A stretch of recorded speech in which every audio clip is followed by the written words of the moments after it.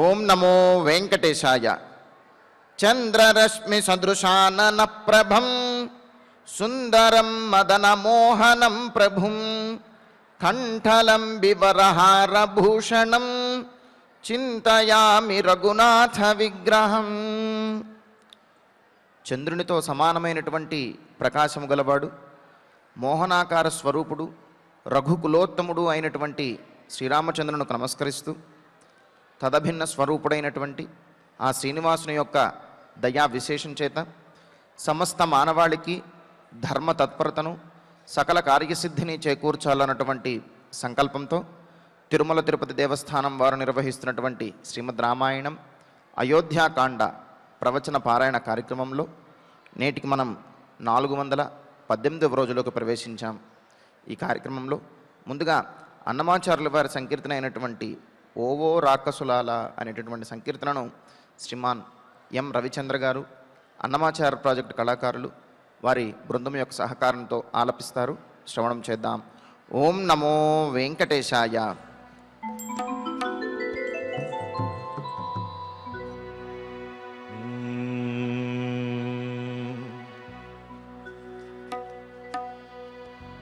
ఓహో రాకాసులాల వద్దు సుండి వైరము,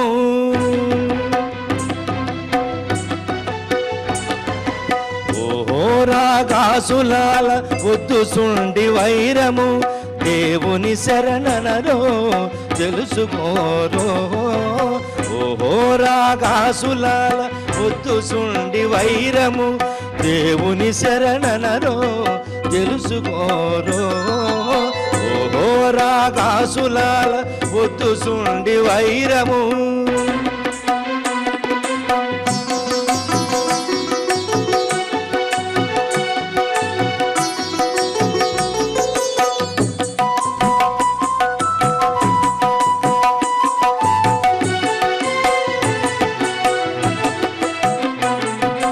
జగములో రాముడై జనయించే విష్ణుడది అగపడి లక్ష్మి సీతయే పుట్టెను.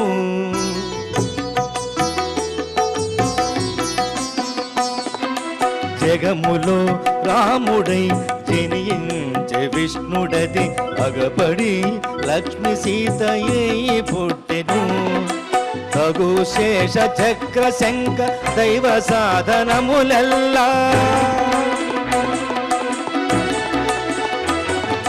తగు శేష చక్ర శంఖ దైవ సాధనములెల్ల, దిగి లక్ష్మణ భరతాంచిత శత్రుఘ్నులైరి.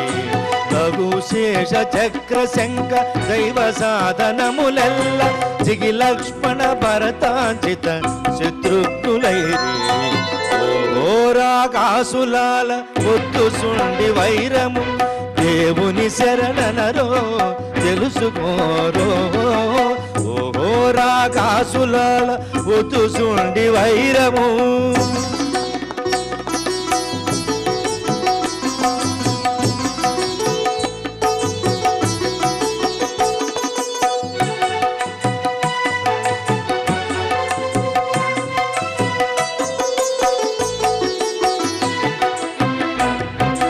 సురలు వానరులైరి సూర్యుడు సుగ్రీవుడు మరిగి రుద్రుడే హనుమంతుడాయను.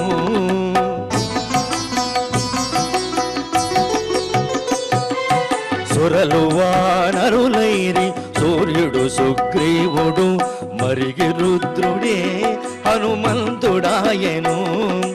సరుస బ్రహ్మదేవుడు జాంబవంతుడైనాడు.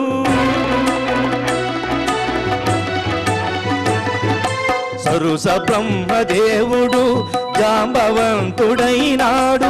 వెరవరి నలుడే విశ్వకర్మ సుండి. సరుస బ్రహ్మదేవుడు జాంబవంతుడైనాడు.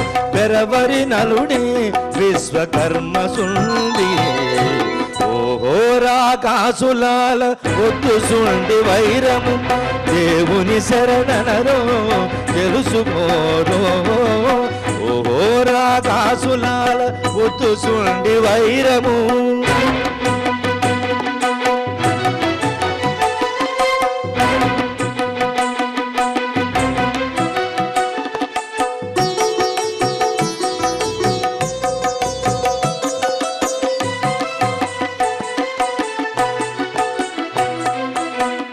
గట్టిరి సేతువపుడే కనులెల్ల దాటిరి ముట్టిరి లంకా నగరము నీ దళము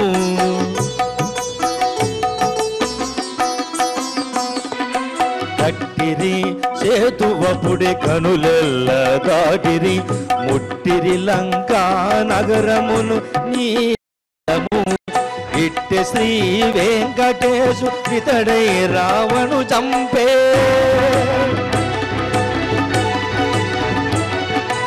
ఇట్టె శ్రీ వెంకటేశు ఇతడై రావణు చంపే కొట్టుక వరమూలించి వనరదాసులకు ఇట్టె శ్రీ వెంకటేశుడితడై రావణు చంపే కొట్టుక వరమూలించి వనరదాసులకు ఓహో రాకాసులాల ఒత్తు సుండి వైరము దేవుని శరణనరో తెలుసుకోరో ఓహో రాకాసులాల ఒత్తు సుండి వైరము దేవుని శరణనరో తెలుసుకోరో ఓహో రాకాసులాల ఒత్తు సుండి వైరము ఓహో రాకాసులాల ఒత్తు సుండి వైరము ఓహో రాకాసులాల ఒత్తు సుండి వైరము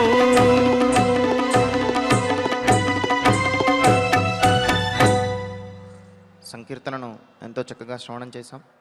ఇక ఇప్పుడు శ్రీ గురు ధ్యాన పూర్వకంగా సంకల్ప వాక్యాలను అందరము కలిసి పలుకుతూ ఈ కార్యక్రమాన్ని ప్రారంభం చేసుకుందాం.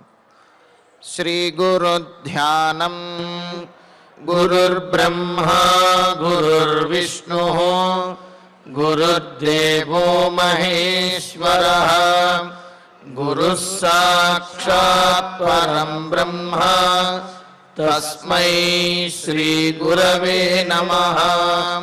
శ్రీనివాస ధ్యానం శ్రీ వెంకటాద్రినిలయః కమలాకాముకః పుమాన్ అభంగుర విభూతిర్నః తరంగయతు మంగళం.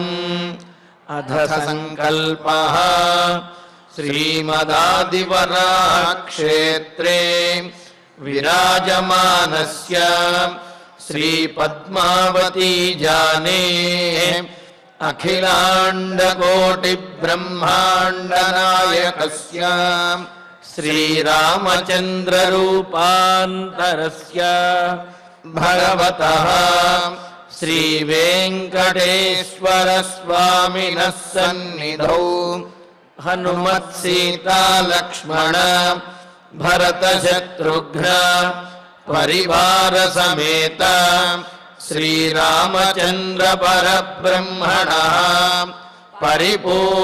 పరిపూర్ణానుగ్రహేణ అస్మిన్ భువనే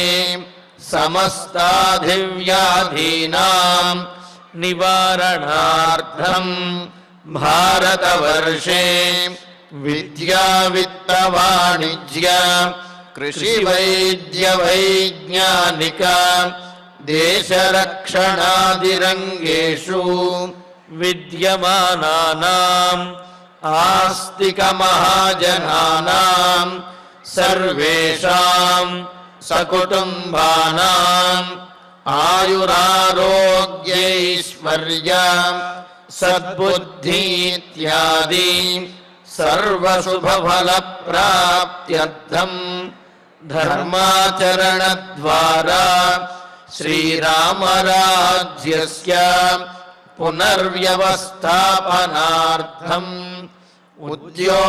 ఉద్యోగార్థినాం సముచితోద్యోగ ప్రాప్త్యర్థం దంపతీనాం అనుకూల దాంపత్య సిద్ధ్యర్థం సంతానస్య పితృవాక్య పరిపాలనానుకూల బుద్ధి ప్రచోదనార్థం సకల కార్య సిద్ధ్యర్థం గో సంరక్షణార్థం చ శ్రీమద్వాల్మీకి రామాయణే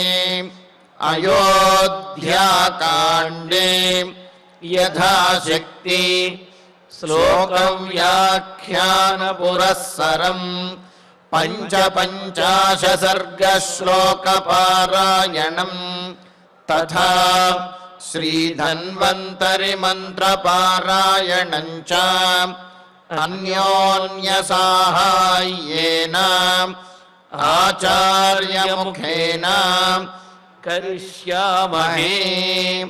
శ్రీ వాల్మీకి ప్రార్థనా కూజంతం రామ రామేతి మధురం మధురాక్షరం ఆరుహ్య కవితా శాఖాం వందే వాల్మీకి కోకిలం. శ్రీ ఆంజనేయ ప్రార్థనా మనోజవం మారుతతుల్యవేగం జితేంద్రియం బుద్ధిమతాం వరిష్టం వాతాత్మజం వానరయూధముఖ్యం శ్రీరామదూతం శిరసా నమామి. శ్రీరామాయణ ప్రార్థనా వాల్మీకిగిరి సంభూత రామసాగరగామిని పునాతి భువనం పుణ్యా రామాయణ మహానదీ. శ్రీరామ ప్రార్థనా అయోధ్యాఖ్యేతు గుర్వర్ధే త్యక్త్వా రాజ్యం గిరౌ వసన్ పాదుకే భరతాయాదాత్ స రామః శరణం మమ. శ్రీరామచంద్ర పరబ్రహ్మణే నమః. అథ శ్రీమద్ రామాయణే ఆదికావ్యే అయోధ్యాకాండే పంచపంచాశः సర్గः. శ్రీమన్నారాయణ చరణౌ శరణం ప్రపద్యే. శ్రీమతే నారాయణాయ నమః. శ్రీరామాయ నమః. నమస్తేస్తు మహావృక్ష పారయేన్మే పతిర్వ్రతం కౌసల్యాంచైవ పశ్యేయం సుమిత్రాంచ యశస్వినీం ఇతి సీతాంజలిం కృత్వా పర్యగచ్చద్వనస్పతిం. వనవాసంలో భాగంగా భరద్వాజాశ్రమానికి వెళ్ళి అక్కడ నుండి ఆ తర్వాత రోజు బయలుదేరి యమునా నదిని దాటి మరి యమునా నదికి దక్షిణ దిక్కున అవతల వైపున ఉన్నటువంటి మర్రి చెట్టు దగ్గరికి వచ్చి ఇంతకుముందు భరద్వాజ మహర్షి చెప్పినట్లుగా ఆ మర్రి చెట్టు దగ్గర సీతాదేవి నమస్కరించి ప్రార్థించాలి, ఆశీస్సులు తీసుకోవాలి అని భరద్వాజ మహర్షి చెప్పారు కదా సీతారామ లక్ష్మణులకి. మరి ఆ భరద్వాజ మహర్షి చెప్పినటువంటి కర్తవ్యమును చేయవలసినటువంటి పనిని సీతాదేవి మరి యమునా నదిని దాటిన తర్వాత ఆ మర్రి చెట్టుని సమీపించి మర్రి చెట్టుని ప్రార్థిస్తూ ఉన్నది. ఎందుకు ఇలాగా చెట్లని చేమలని కూడా ప్రార్థించడము అంటే ఆ చెట్లలో దేవతా వృక్షం నిన్న మనం అనుకున్నాము. అశ్వత్థ వృక్షము, మర్రి వృక్షము, పలాశ వృక్షము ఇవి మూడు కూడా విష్ణు స్వరూపంగాను, రుద్రస్వరూపంగాను, బ్రహ్మస్వరూపంగాను ఈ విధంగా కీర్తించబడతాయి. అందులో ఆయా దేవతల యొక్క అంశం ఉంటుంది. అందుకనే వారి యొక్క అనుగ్రహం కోసం ఆ విధంగా నమస్కరించాలి అని చెప్పి అందులోనూ కూడా దేవతా వృక్షముల యొక్క నీడ, దేవతా వృక్షముల నుండి వచ్చేటటువంటి గాలి, ఆ స్పర్శ కూడా మన శరీరంలో ఉన్నటువంటి రోగములన్నింటినీ, రుగ్మతలని, మానసికమైన శారీరకమైనటువంటి రుగ్మతలను పోగొట్టి మనకు శారీరకంగానూ మానసికంగానూ కూడా స్థైర్యాన్ని, ధైర్యాన్ని, ఆరోగ్యాన్ని ఇస్తాయి. అందుకనే మనం ఆ విధంగా ప్రార్థిస్తాము. అందులోనూ ప్రకృతిని గౌరవించడం అనేది పూర్వం నుండి మన సనాతన సంప్రదాయంలో వస్తున్నటువంటి ఆచారము. ఆ విధంగా మరి భరద్వాజ మహర్షి చెప్పినటువంటి విధంగా సీతాదేవి ఇక్కడికి ఆ యమునాదిని దాటిన తర్వాత అక్కడ ఉన్నటువంటి పెద్దదైనటువంటి శ్యామం అనే పేరు కలిగిన మర్రి చెట్టుని ఈ విధంగా ప్రార్థిస్తూ, మహావృక్ష, ఓ మహావృక్షమా, గొప్పదైనటువంటి వటవృక్షమా, తే నమఃస్తు, నీకు నమస్కారము అని చెప్పి అలా నమస్కరించినది. నమస్కరించి మే పతి వ్రతం పారయేత్. ఎందుకు నమస్కరిస్తోంది ఇక్కడ సీతాదేవి? తన కోసము కాదు, తన భర్త సంకల్పించినటువంటి ఈ వనవాస దీక్ష ఏదైతే ఉన్నదో ఈ దీక్షను క్షేమంగా పూర్తి చెయ్యాలి. తండ్రి పితృవాక్య పరిపాలన కోసం వనవాసానికి వచ్చినటువంటి రాముడు ఎటువంటి లోటు ఎటువంటి నియమభంగము లేకుండా వనవాస దీక్షను పూర్తి చెయ్యాలి. అటువంటి శక్తినివ్వమని చెప్పి ఆ మహావటవృక్షాన్ని సీతాదేవి ప్రార్థిస్తూ మే పతి వ్రతం పారయేత్ అని అంటూ మరి ఆ తర్వాత కౌసల్యాంచైవ యశస్విని సుమిత్రాంచ కౌసల్యాంచైవ కౌసల్యాదేవిని మరలా కలుసుకోవాలి మేమందరము కూడా వనవాసం నుండి తిరిగి వచ్చి. అంతేకాదు యశస్వినీంచ సుమిత్రాంచ గొప్ప కీర్తిమంతురాలైనటువంటి సుమిత్రాదేవిని కూడా మేము కలుసుకోవాలి అన్నారు. ఇక్కడ యశస్వినీం అనే పదము సుమిత్రాదేవికి విశేషణంగా చెప్పడంలో ఉద్దేశం ఏమిటి అంటే కుమారులను వనవాసానికి పంపించడంలో కౌసల్యాదేవి కంటే కూడా సుమిత్రాదేవి చాలా గొప్పది అనే విషయం మనకు పూర్వం సర్గల్లో తెలిసింది కదా.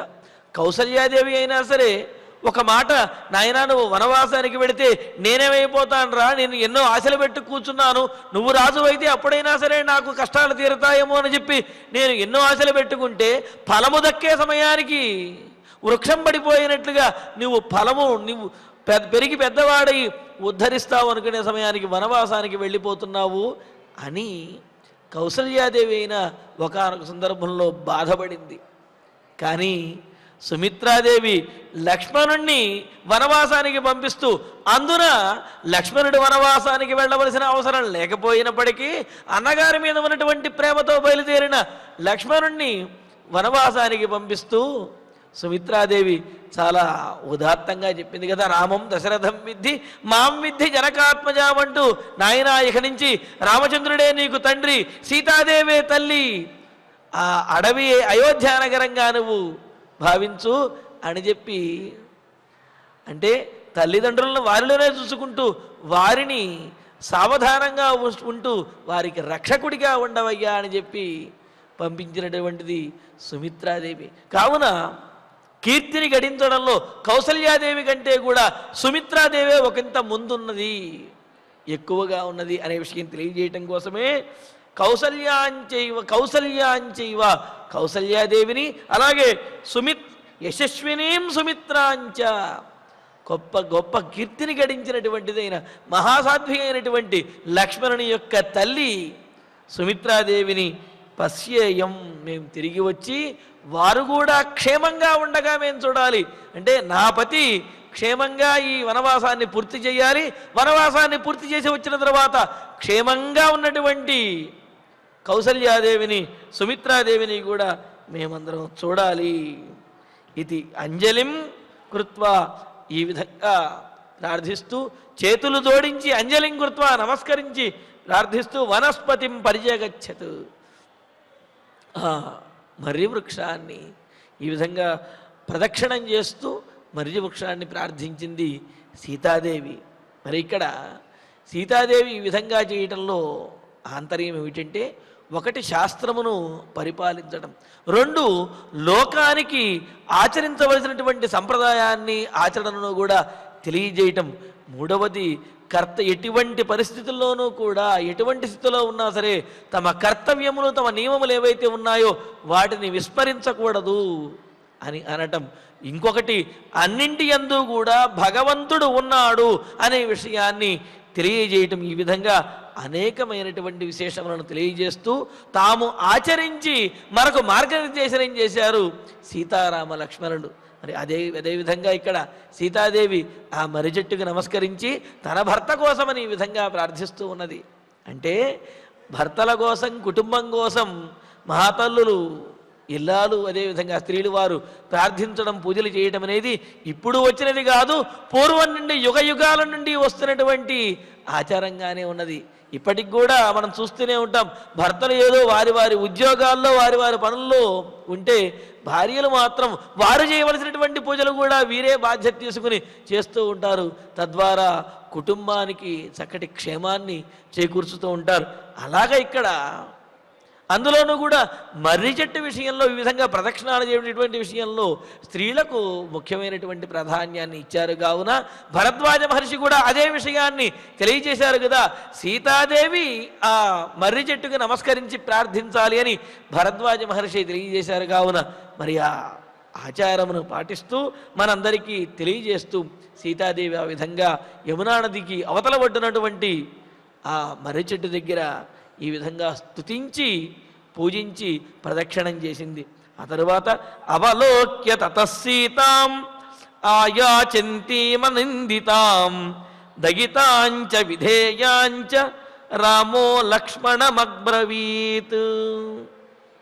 భర్త మీద ఉన్నటువంటి నిరతిశయమైనటువంటి ప్రేమతోటి తాను వనవాసానికి వచ్చి ఇన్ని కష్టములు పడుతున్నప్పటికీ కూడా ఏమాత్రమూ బాధ అనేదే లేకుండా తన భర్తతో ఉండటమే తనకు సుఖము, అది అంతఃపురంలోనైనా సరే అడవిలోనైనా సరే అని భావిస్తూ భరద్వాజ మహర్షి చెప్పినటువంటి మాటలను కూడా విస్మరించకుండా లోకానికి ఈ విధమైనటువంటి సన్మార్గాన్ని పోషిస్తూ ఆచారమును సంప్రదాయాన్ని తెలియజేస్తున్నటువంటి ఆ సీతాదేవి ఇలాగా ఆ వృక్షాన్ని ప్రార్థిస్తూ ఉంటే తతః రామ ఆయాచంతీం అనిందితాం దయితాం. ఇంకా తర్వాత రామచంద్రమూర్తి ఈ విధంగా సీతాదేవి ఆ మర్రి చెట్టుని వటవృక్షాన్ని ప్రార్థిస్తూ ఉంటే అనిందితాం, ఏమాత్రము కూడా ఎటువంటి దోషము లేనటువంటిదైనా, ఎవరి చేత నిందబడినటువంటిదైనా దయితాం, తన ప్రియురాలైనటువంటి తన భార్య అయినటువంటి విధేయాం. విధేయం అంటే తనకు విధేయురాలుగా ఉంటూ తనకు అనుకూలంగా ఉండేటటువంటిది. అంటే తాను కోరితే కాదు, తాను కోరకుండానే తనకు అనుకూలంగా విధేయురాలుగా ఉండేటటువంటిదైన సీతాం అవలోక్య, సీతాదేవిని చూస్తూ. అంతే కదా, ఏ భర్త అయినా సరే తనకు అనుకూలంగా ఉంటూ తాను చెప్పకుండానే తాను అడగకుండానే తన కోసం పాటుపడేటువంటి భార్యను చూస్తే ఏ భర్తకైనా ఆత్మవిశ్వాసము ఆనందము కలగకుండా ఉంటుంది కదా, ఉంటుందా? మరి అందుకే ఇక్కడ రామచంద్రమూర్తిలో అంత ఆత్మవిశ్వాసము ఆనందము కలగటానికి ముఖ్యమైనటువంటి కారణం సీతాదేవి యొక్క ప్రవర్తన, సీతాదేవి రాముడికి అండదండగా ఉండటమే. అందుకనేటువంటి సీతాం అవలోక్య, సీతాదేవిని చూస్తూ రాముడు ఆనందిస్తూ లక్ష్మణం అబ్రవీత్, లక్ష్మణుడితోటి ఈ విధంగా చెబుతూ ఉన్నాడనమాట. ఇక్కడ కష్టములలో ఉన్నప్పటికీ కూడా ఇష్టముగా చేయటం ద్వారా ఆ దుఃఖం అనేది వారెవరిలో కూడా లేకుండా వారు ఆ పరిస్థితులను కూడా వాళ్ళు ఆనందంగానే అనుభవిస్తున్నారు. అలా ఆనందము అదేవిధంగా తమ కర్తవ్యములను కూడా మరువకుండా ఉన్నారు. ఆ తర్వాత ఇంకా సీతాదేవిని చూస్తూ లక్ష్మణుడితోటి రామచంద్రుడు అంటున్నాడు, సీతామాదాయ గచ్చత్వం అగ్రతో భరతాగ్రజ పృష్ఠతోహం గమిష్యామి సాయుధో ద్విపదాంబర. రాముడు లక్ష్మణుడితో అంటున్న మాటలు ద్విపదాంబర, మనుషులలో శ్రేష్ఠుడైనటువంటి నరశ్రేష్ఠుడైన ఓ లక్ష్మణ, ఉత్తముడైనటువంటి లక్ష్మణ. ఇంకేమన్నాడు, భరతాగ్రజ అని అన్నాడు. ఇక్కడ మనకు సందేహం కలుగుతుంది, భరతాగ్రజ అనే సంబోధన రాముడికైతే కుదురుతుంది కానీ లక్ష్మణుడిని భరతాగ్రజుడు అని ఎలా అంటారు? భరతునికి అగ్రజుడు కాదు కదా లక్ష్మణుడు, మరి ఎలా అన్నాడు రామచంద్రమూర్తి అని అంటే, ఒకటి భరతాగ్రజ అన్న చోట భరతుని యొక్క అగ్రజుడు అని అర్థం కాదు, భరతుడు అగ్రజుడిగా కలిగినటువంటి వాడు అని అర్థం తీసుకోవాలంటే భరతుడిని అగ్రజుడిగా అన్నగారిగా కలిగినటువంటి వాడు లక్ష్మణుడు, అంటే భరతుని యొక్క తమ్ముడు అని అర్థం అన్నమాట ఇక్కడ. కావున భరతాగ్రజ, భరతుడు అన్నగా కలిగినటువంటి భరతుడికి తమ్ముడవైన ఓ లక్ష్మణ అంటే ఇక్కడ భరతుని యొక్క గుణములను కూడా కీర్తించడం, భరతుని యొక్క ఆ సౌశల్యాన్ని కూడా గుర్తు చేయటం ఇందులో ఉన్నటువంటి ఉద్దేశ్యం. అందులోనూ లక్ష్మణునికి భరతుని మీద ఒకంత కోపం అనేది ఉన్నది.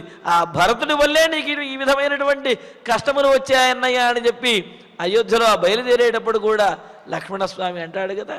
అందుకని భరతుని మీద ఉన్నటువంటి కోపాన్ని కూడా తగ్గించడం కోసమనే ఈ విధంగా రాముడు భరతాగ్రజ, భరతుడు అగ్రజుడిగా అన్నగారిగా కలిగినటువంటి ఓ లక్ష్మణ, త్వం సీతాం ఆదాయ, నీవు ముందు నడు, ఆ తరువాత సీతాదేవి నడుస్తూ ఉంటుంది.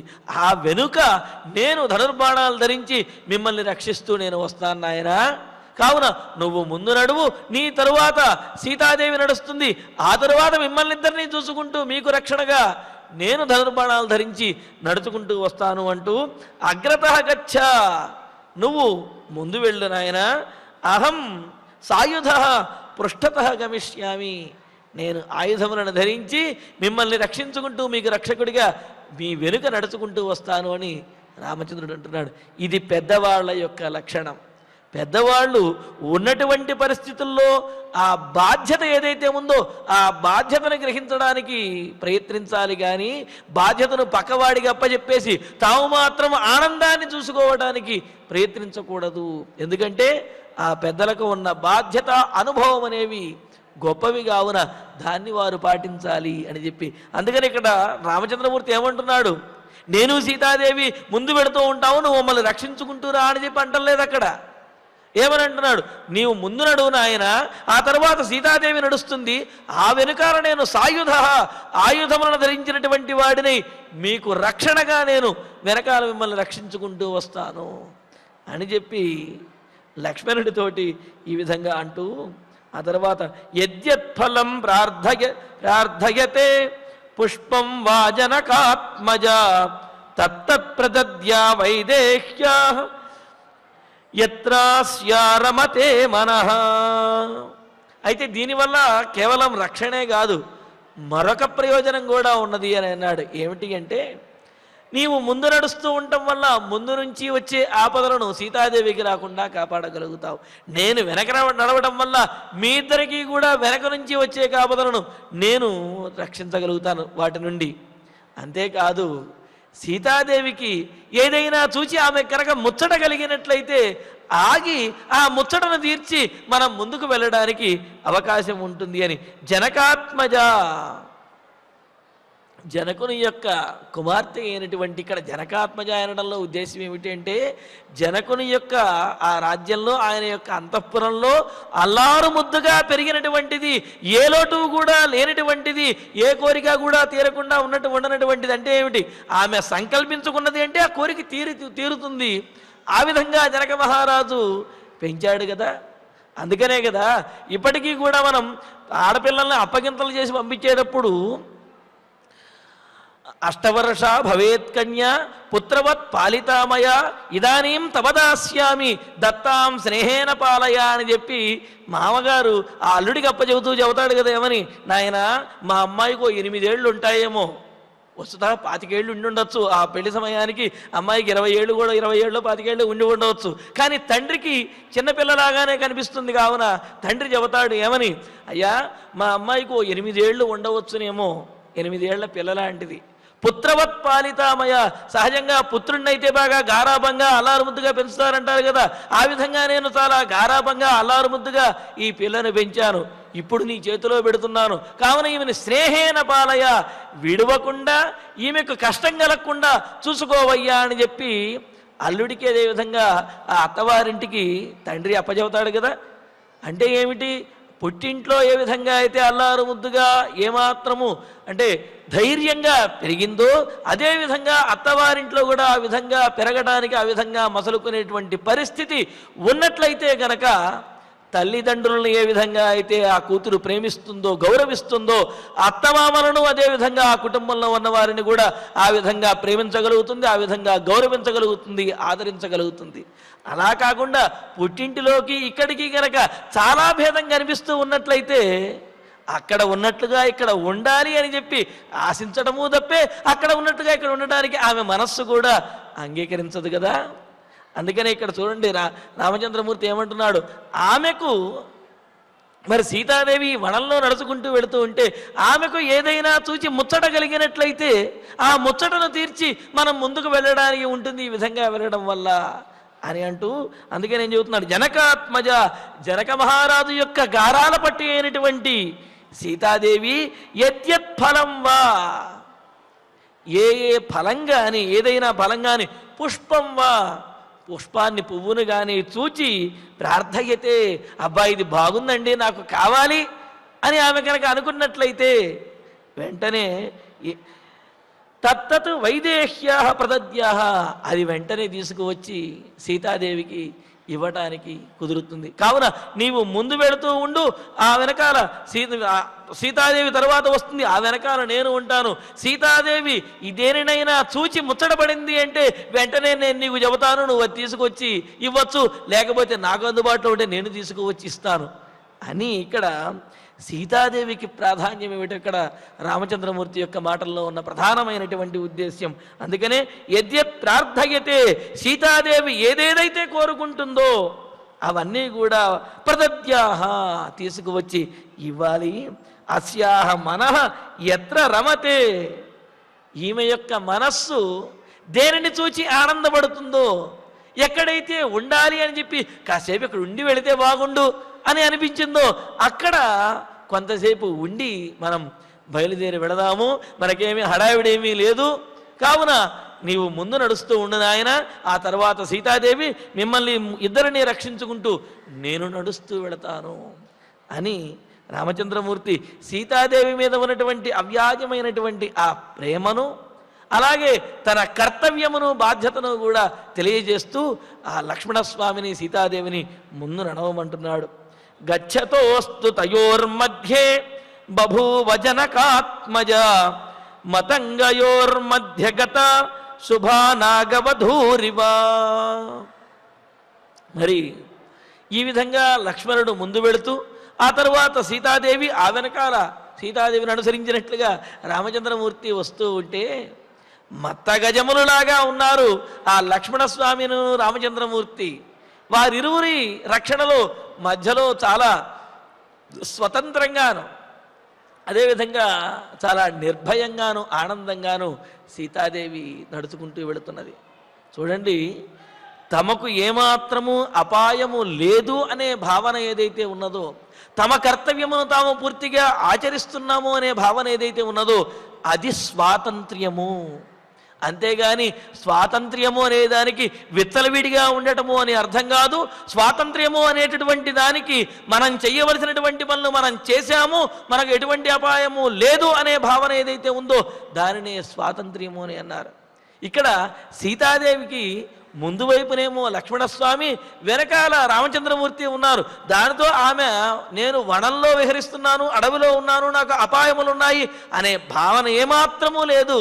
చాలా ధైర్యంగా ఆ వనంలో విహరిస్తూ మునుముందుకు సాగుతూ ఉన్నది. అందుకనే గచ్చతో తయోహో, గంభీరంగా నడుచుకుంటూ వెళుతున్నటువంటి తయోహో ఆ రామ లక్ష్మణుల యొక్క నడుమ జనకాత్మజ అలా వెళుతున్నటువంటి సీతాదేవి మతంగయోహ మధ్యగత శుభా నాగవధూరివా, మరించినటువంటి మదపుటేనుగుల యొక్క మధ్యలో ఉన్న నాగవధూరివా, ఆడ ఏనుగులాగా ఉన్నది అన్నారు.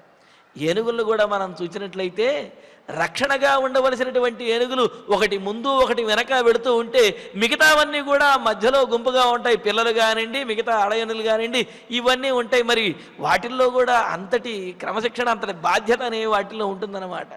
అలాగే ఇక్కడ కూడా చూడండి, లక్ష్మణస్వామి ముందు, అదేవిధంగా ఆ వెనకాలేమో రామచంద్రమూర్తి, మధ్యలో ఉన్నటువంటి సీతాదేవి మతంగయోహో, రెండు మదించినటువంటి మత్తగజముల మధ్యలో ఉన్నటువంటి నాగవధూరివా, స్త్రీ గజము వలె ఆమె కూడా చాలా గంభీరంగా ధైర్యంగా ఆ యమునా నదీ తీరంలో ఆ అడవిలో ముందు నడుచుకుంటూ వెళుతూ చాలా ఆనందంగా ప్రకాశిస్తూ ఉన్నారు.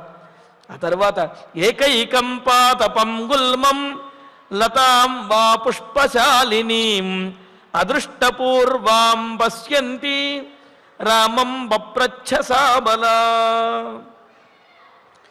ఎక్కడైతే సీతాదేవి కొత్తగా ఉన్నటువంటి పూలను కానీ చెట్లను కానీ చూస్తూ ఉంటే, ఏమండి ఇదేమిటి, ఇది కొత్తగా కనిపిస్తున్నది, చాలా అందంగా ఉన్నది అని అంటే రాముడు కూడా చాలా ఓర్పుగా ఆమెకు సమాధానం చెబుతూ ఉన్నాడు.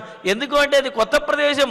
ఆ విధంగా కొత్త ప్రదేశంలో అనుమానములు, ప్రశ్నలు రావడం అనేది సహజం. కావున ఆ విధంగా ఆమె అడుగుతూ ఉంటే రాముడు చెబుతూ ముందుకు సాగుతున్నాడు.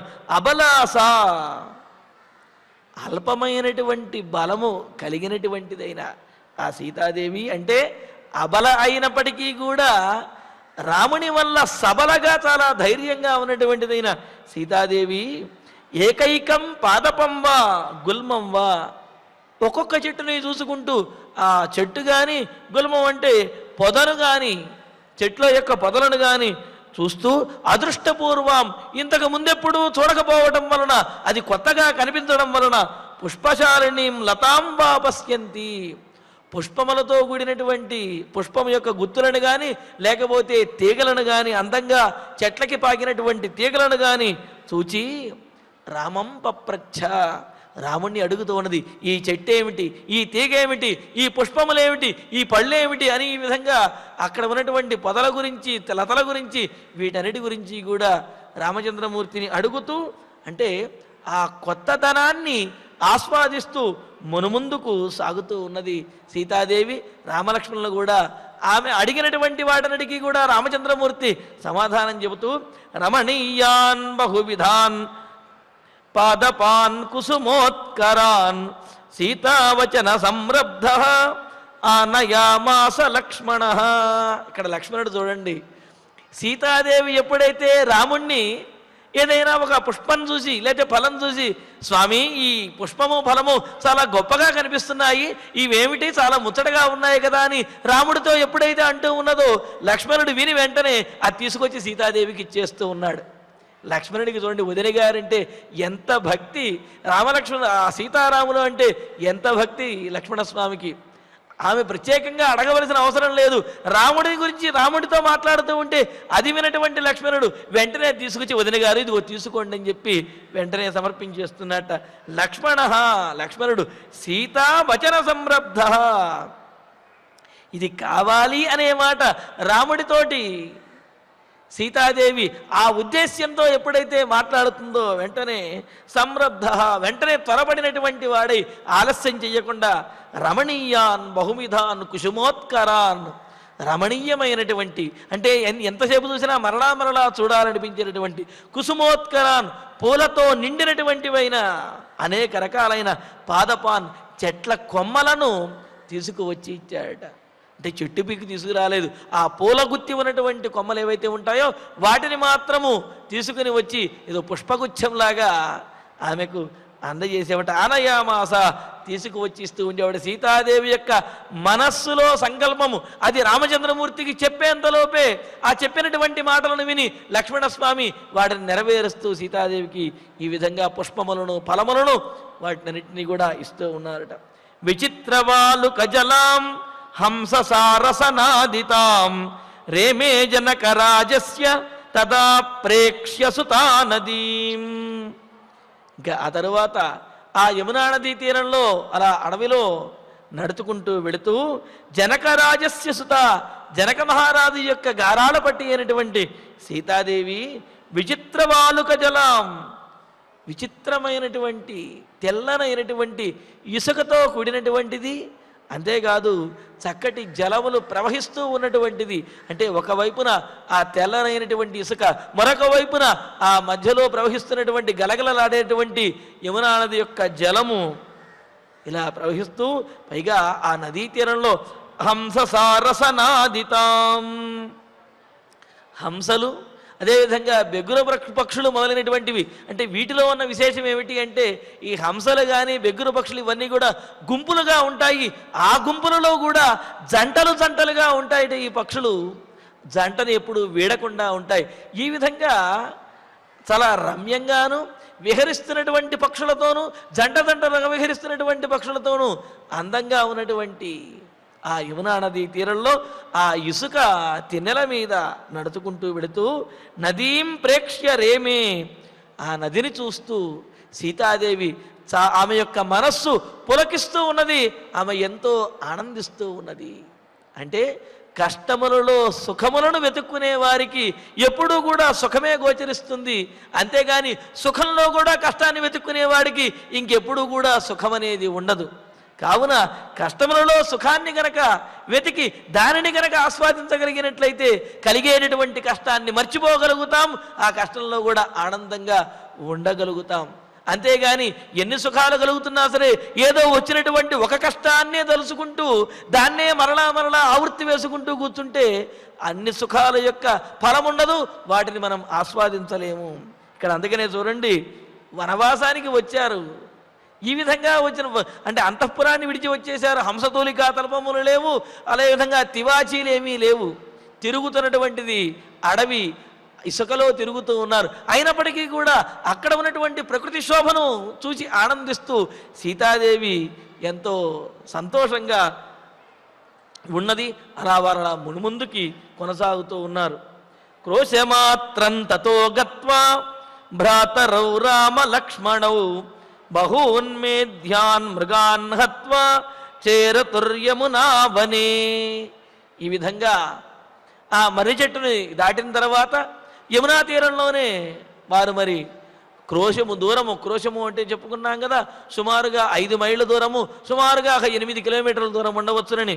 అలాగా ఆ క్రోశం దూరం నడుచుకుంటూ ఆనందంగా ఆ ప్రకృతి సౌందర్య శోభను ఆస్వాదిస్తూ ముందుకు సాగినటువంటి వారు క్రోశమాత్రం గత్వా తతః భ్రాతరౌ రామలక్ష్మణవు. ఇంకా అక్కడ రామలక్ష్మణులు ఇరువురు కూడా బహూన్మేధ్యాన్ మృగాన్ హత్వా, క్షత్రియులు భక్షించడానికి యోగ్యమైనటువంటి మృగములను తెచ్చి యమునావనే చేరతు, ఆ యమునా నది తీరంలో వాళ్ళక్కడ కూర్చుని ఆహారాన్ని గ్రహించారు. గ్రహించిన తర్వాత విహృత్యతే బర్హిణ పూగనాదితే శుభే వనే వానరవారణాయుతే సమం నదీ వప్రముపేత్య సమ్మతం నివాసమాజగ్మురదీన దర్శనా. ఇంకా ఆ తర్వాత అక్కడ ముందుకు నడుచుకుంటూ వెళ్ళారనుకున్నాం కదా క్రోశ దూరము. అక్కడికి వెళ్ళేటప్పటికి చాలా విశాలంగా ఉన్నటువంటి ప్రదేశము, అంటే అప్పటి వరకు కూడా ఎత్తుపల్లాలుగా ఉన్నటువంటిది, పొదలతోటి వీటన్నిటితో కూడిన విధంగా ఉన్నది.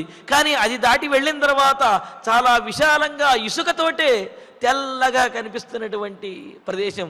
మన వాళ్ళు బీచ్ అంటుంటాం కదా, అలాగా యమునా నదీ తీరంలో తెల్లని ఇసుకతోటి చాలా రమ్యంగా కనిపిస్తూ ఉన్నటువంటిది, స్వచ్ఛంగా ఉన్నటువంటిది, ఉండటానికి మనస్సు కోరే విధంగా ఉన్నటువంటిదైన ఆ ప్రాంతాన్ని చూచారు.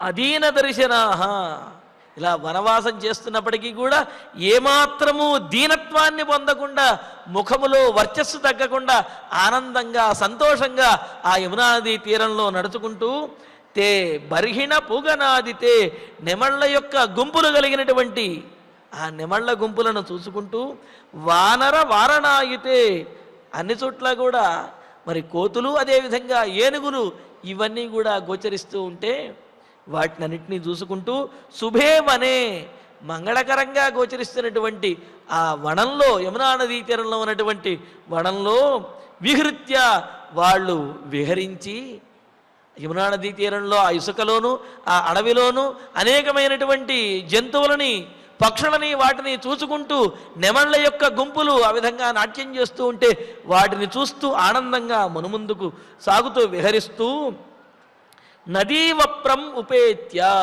మరికొంత దూరం వెళ్ళేటప్పటికీ ఆ నదీ తీరము చాలా అందంగాను అదేవిధంగా ఉండటానికి యోగ్యంగా ఉన్నదన్నమాట. ఆ చూచి ఉపేత్య సమ్మతం, సీతాదేవికి సమ్మతమైతే కనుక ఆ ప్రాంతంలో ఉండాలి అని చెప్పి అనుకున్నది. ఇక్కడ చూడండి, నివాస ప్రాంతంలో ఉండేటటువంటి విషయంలో, గృహం విషయంలో కానీ ఉండే విషయంలో స్త్రీలకే ఎక్కువ ప్రాధాన్యం ఇవ్వాలి అనేది మనకు తెలుస్తున్నది. ఎందుకు అంటే గృహిణీ గృహముచ్యతే అని, నగృహం గృహమిత్యాహు, గృహిణీ గృహముచ్యతే అని అన్నారు. ఆ గృహానికి యజమానురాలు ఆమె కనుక ఆమెకు అనుగుణంగా ఉండేటటువంటి గృహం అనేది ఉండాలి అన్నారు. అందుకని ఇక్కడ రామచంద్రమూర్తి ఏమంటున్నాడు, సమం నదీవప్రం ఉపేత్య సమ్మతం, సీతాదేవికి సమ్మతముగా ఉండడానికి అనుకూలంగా అనిపించినటువంటి చోట అక్కడ నివాసం ఆజగ్ముహు, నివాసం అంటే అక్కడ ఉండటానికి నిర్ణయించుకున్నారు అని చెప్పి. అంతే కదా, ఎక్కడైనా ప్రయాణంలో వెళుతున్నప్పటికీ కూడా ఎక్కడైనా ఆగాలి అంటే ముందు ఆడవాళ్ళని అడిగి వాళ్ళకు యోగ్యంగా ఉన్నది అంటేనే ఆ మార్గంలో అక్కడ ఆగుతాం. లేకపోతే ఇక్కడేం బాగుండలేదు, ఇంకాస్త ముందుకు వెళ్ళిపోదాం అని చెప్పి అంటారు. తదనుగుణంగానే ముందుకు వెళుతుంటారు కదా. కావున ఇక్కడ చూడండి, సమ్మతం సీతాదేవికి అభిమతంగా ఉన్నటువంటి, సీతాదేవికి ఇష్టంగా ఉన్నటువంటి ప్రదేశంలో నివాసం ఆజగ్ముహు, నివసించారు, నివసించడానికి నిర్ణయించుకున్నారు. అంటే ఆ యమునా నది తీరంలో ఆనాటి రాత్రి గడపటానికి సీతారామ లక్ష్మణులు నిర్ణయించుకున్నారు అని చెప్పి. అయితే ఆ యమునా నది తీరంలో నిద్రించిన తర్వాత ఒక విశేషం అనేది జరుగుతుంది. అది కూడా లక్ష్మణస్వామి విషయంలో ఒక విశేషం అనేది జరుగుతుంది. అదేమిటనేది తరువాతి ప్రవచనంలో మనం తెలుసుకుందాము. విహృత్యతే బర్హిణ పూగనాదితే శుభే వనే వానరవారణాయుతే సమం నదీవ ప్రముపేత్య సమ్మతం నివాసమాజగ్మురదీన దర్శనా. ఆచార్యుల వారి ద్వారా ఈనాటి శ్లోకాలను పారాయణ చేసుకుందాము. నమస్తేస్తు నమస్తేస్తు మహావృక్ష మహావృక్ష పారయేన్మే పారయేన్మే పతిర్వ్రతం పతిర్వ్రతం కౌసల్యాంచైవ కౌసల్యాంచైవ పశ్యేయం పశ్యేయం సుమిత్రాంచ సుమిత్రాంచ యశస్విని యశస్వినీం ఇతి సీతా ఇతి సీతా అంజలిం కృత్వా అంజలిం కృత్వా పర్యగచ్చత్ పర్యగచ్చత్ వనస్పతిం వనస్పతిం అవలోక్య అవలోక్య తతః సీతాం తతః సీతాం ఆయాచంతి ఆయాచింతీం అనిందితాం అనిందితాం దయితాంచ దగితాంచ విధేయాంచ విధేయాంచ రామః రామః లక్ష్మణమబ్రవీత్ లక్ష్మణమబ్రవీత్ సీతామాదాయ సీతామాదాయ గచ్చత్వం గచ్చత్వం అగ్రతః అగ్రతః భరతాగ్రజ భరతాగ్రజ పృష్ఠతోహం తతోహం గమిష్యామి గమిష్యామి సాయుధః సాయుధః ద్విపదాంబర ద్విపదాంబర యద్యత్ఫలం యద్యత్ఫలం ప్రార్థయతే ప్రార్థయతే పుష్పం వా పుష్పం వా జనకాత్మజ జనకాత్మజ తత్తత్ తత్తత్ ప్రదద్యా వైదేహ్యాః ప్రదద్యా వైదేహ్యాః యత్రాస్యాః యత్రాస్యాః రమతే మనః రమతే మనః గచ్చతోస్తు గచ్చతోస్తు తయోర్मध्ये తయోర్मध्ये బభూవ బభూవ జనకాత్మజ జనకాత్మజ మాతంగయోః మాతంగయోః మధ్యగత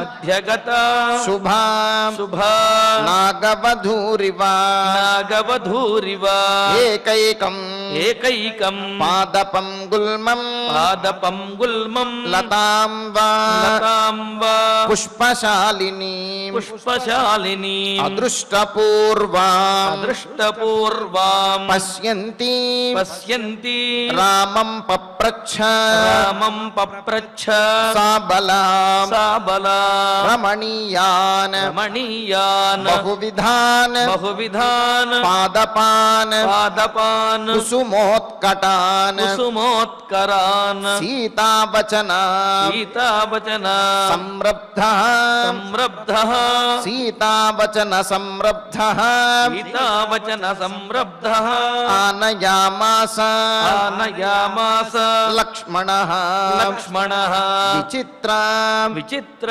వాలుకజలాం వాలుకజలాం విచిత్ర వాలుకజలాం విచిత్రవాలుకజలాం హంససారస హంససారస నాదితాం నాదితాం హంససారస నాదితాం హంససారసనాదితాం రేమే రేమే జనకరాజస్య జనకరాజస్య తదా ప్రేక్ష్య తదా ప్రేక్ష్య సుతానదీం సుతానదీం రోషమాత్రం రోషమాత్రం తతో గత్వా తతో గత్వా భ్రాతరౌ భ్రాతరౌ రామలక్ష్మణౌ రామలక్ష్మణౌ బహూన్మేధ్యాన్ బహూన్మేధ్యాన్ మృగాన్ హత్వా మృగాన్ హత్వా చేరతుః చేరతుః యమునావనే యమునావనే విహృత్యతే విహృత్యతే బర్హిణ పూగనాదితే బర్హిణ పూగనాదితే శుభే వనే శుభే వనే వానరవారణాయుతే వానరవారణాయుతే సమం నదీవప్రం సమం నదీవప్రం ఉపేత్య సమ్మతం ఉపేత్య సమ్మతం వివాసమాజగ్ముః వివాసమాజగ్ముః అదీన దర్శనాః అదీన దర్శనాః విహృత్యతే బర్హిణ పూగనాదితే విహృత్యతే బర్హిణ పూగనాదితే శుభే వనే వానరవారణాయుతే శుభే వనే వానరవారణాయుతే సమం నదీవప్రముపేత్య సమ్మతం సమం నదీవప్రముపేత్య సమ్మతం వివాసమాజగ్మురదీన దర్శనాః సమాజగ్మురదీన దర్శనాః ఇత్యార్షే ఇత్యార్షే శ్రీమద్ రామాయణే శ్రీమద్ రామాయణే ఆదికావ్యే ఆదికావ్యే అయోధ్యాకాండే అయోధ్యాకాండే పంచపంచాశः సర్గः పంచాశः సర్గः. ఫలశ్రుతి నుండి మంగళాంతం వరకు అందరము కలిసి పఠిద్దాం. ఫలశ్రుతి ఆయుష్యమారోగ్యకరం యశస్యం సౌభ్రాతృకం బుద్ధికరం సుఖం చ శ్రోతవ్యమేతన్నియమేన సద్భిః ఆఖ్యానమోజస్కరమృద్ధికామైః.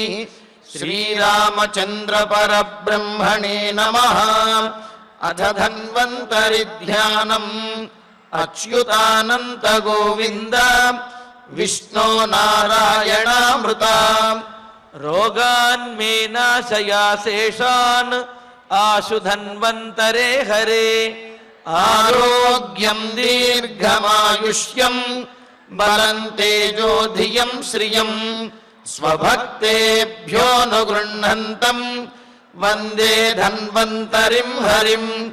ధన్వంతరేరిమం శ్లోకం భక్త్యా నిత్యం పఠంతి యే అనారోగ్యం న తేషాం స్యాత్ సుఖం జీవంతి తే చిరం. ఓం నమో భగవతే వాసుదేవాయ.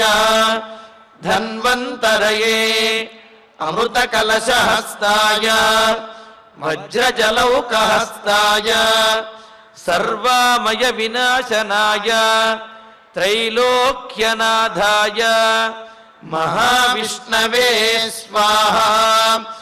ఓం వాసుదేవాయ విద్మహే సుధాహస్తాయ ధీమహి తన్నో ధన్వంతరి ప్రచోదయాత్. అథ నవగ్రహ ప్రార్థనా. ఆరోగ్యం పద్మబంధుర్వితరతు నితరాం సంపదం శీతరశ్మిః. భూలాభం భూమిపుత్రః సకలగుణయుతాం వాగ్విభూతిం చ సౌమ్యః.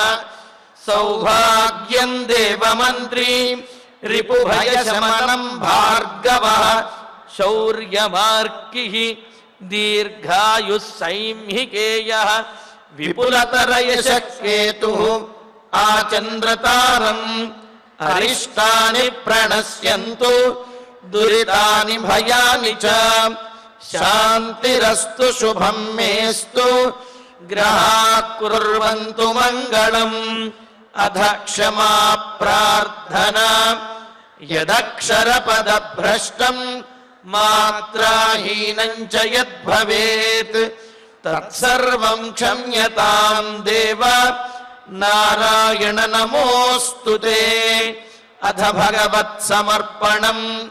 కాయేన వాచా మనసేంద్రియైర్వా బుద్ధ్యాత్మనా వా ప్రకృతే స్వభావాత్ కరోమి యద్యత్ సకలం పరస్మై నారాయణాయేతి సమర్పయామి. అథ మంగళం శ్రియః కాంతాయ కళ్యాణ నిధయే నిధయేర్ధినాం. శ్రీవేంకటనివాసాయ శ్రీనివాసాయ మంగళం.